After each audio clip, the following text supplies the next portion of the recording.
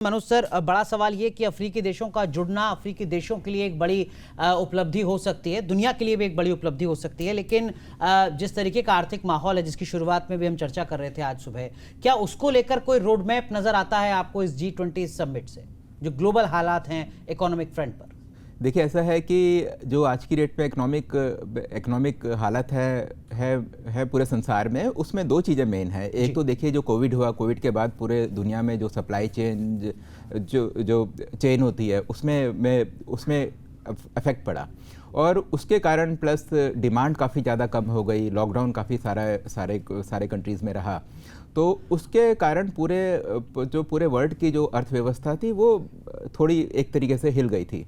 और जब तक वहाँ थोड़ी स्थिति ठीक होती, और जो रशिया यूक्रेन वॉर हुआ उसके बाद रशिया के ऊपर जो सैंक्शन लगे, ऑयल प्राइसेस में जो चेंजेस आए, और वहाँ से जो ग्रेन एक्सपोर्ट होता था और उसमें जिस तरीके से तंगी आई, तो वो सारे इश्यूज ऐसे थे जिसके कारण कि अर्थव्यवस्था और ज़्यादा ख़राब हो गई। अब इसको ठीक करना एक ऑनगोइंग प्रोसेस है। अब इसमें क्या हुआ कि चेंजेस, जो पहले क्या था कि चाइना एक बहुत स्ट्रॉन्ग पोजीशन में था, आज चाइना की भी इकोनॉमिक हालत कोई अच्छी नहीं है, वो उसकी हालत भी काफ़ी ज़्यादा ख़राब है। तो मेरे ख्याल से जो G20 में जितने भी इश्यूज़ पे हम बात कर रहे हैं, चाहे हम सस्टेनेबल डेवलपमेंट में बात करें, या अगर हम वर्ल्ड बैंक में के जो रिफॉर्म्स की बात करें, वर्ल्ड बैंक में जो रिफॉर्म्स होंगे, उस रिफॉर्म्स के कारण जो भी डेवलपिंग कंट्रीज़ हैं या अफ्रीकन कंट्रीज़ हैं, उन अफ्रीकन कंट्रीज़ को बहुत ज़्यादा फ़ायदा मिलेगा। उसी तरीके से इस बारी जैसे उम्मीद है कि MOU साइन होगा कि गल्फ़ कंट्रीज़ में, कि गल्फ़, इंडिया और यूरोप, इनको कनेक्ट करने के लिए शिपिंग और पोर्ट, रेल, इसका एक जो प्रोजेक्ट है उसको एक्सप्लोर करने के लिए MOU साइन होगा। उसी तरीके से दूसरा जो प्रोजेक्ट बात कर रहे हैं वो है ट्रांस अफ्रीका में जो रेलवे नेटवर्क है उसकी बात कर रहे हैं, ताकि वहाँ के जो मिनरल्स हैं उन्हें और वो जो मिनरल्स है वो बाहर जा सकें, और जो ट्रेडिंग अफ्रीकन कंट्रीज़ के साथ ठीक से हो सके। तो ये सारे के सारे प्रोजेक्ट वो हैं जो कि इन कंट्रीज़ की इकनॉमी को हेल्प करते हैं जी। तो मेरे ख्याल से G20 का यही एक बहुत बड़ा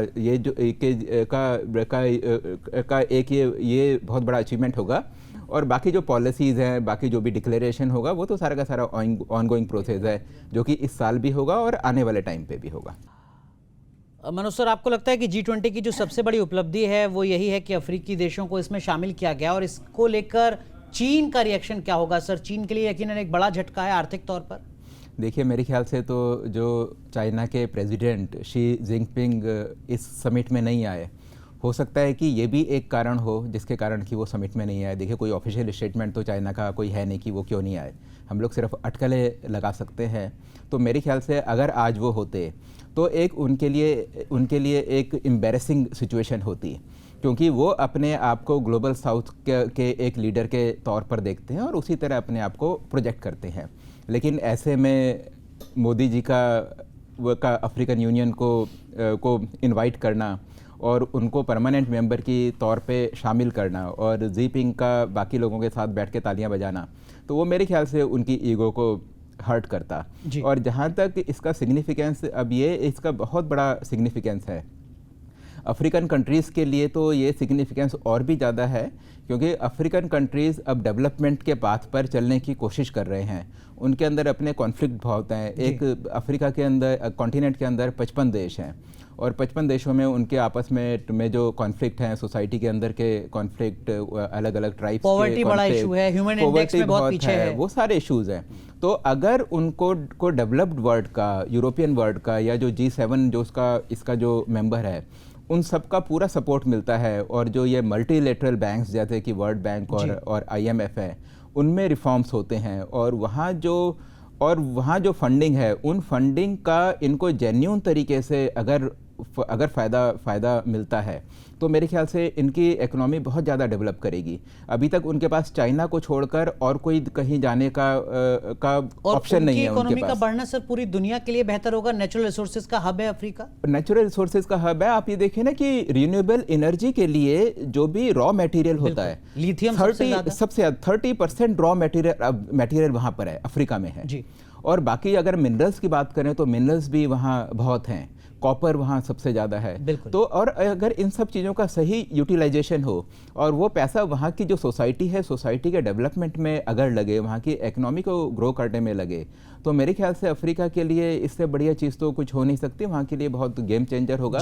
वहाँ की सोसाइटी और जितने भी वहाँ के हेल्थ के लिए, एजुकेशन के लिए, उन सब चीज़ों के लिए ये सारा का सारा पैसा खर्च हो सकता है। मनोज सर, ये एक अलग एंगल है सर जिसको डिकोड किया अपने अनुभव से रक्षपाल सर ने।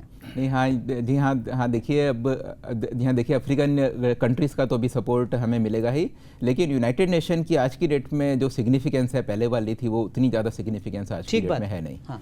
तो मेरे को तो लगता है कि G20 ही कहीं ज़्यादा इम्पॉर्टेंट है, क्योंकि यहाँ जो भी कॉन्सेंसस होता है, जो भी जॉइंट डिक्लेरेशन होते हैं, वो कम से कम एक मॉरल बाइंडिंग सारे मेंबर कंट्रीज़ पर हो जाते हैं और यहाँ एक्शन भी होता है, डिसीजन भी होते हैं।